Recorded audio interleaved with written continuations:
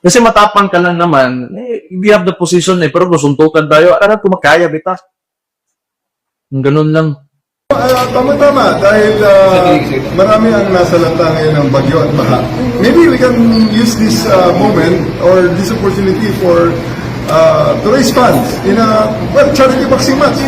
This coming, para mabilis, this coming Sunday sa Araneta, 2 rounds, pwede.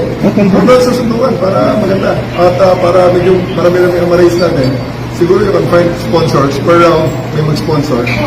So, let's place their merchandise before each round of 12 rounds para medyo marami-rami ang sponsor. Marami tayong may raise na pondo.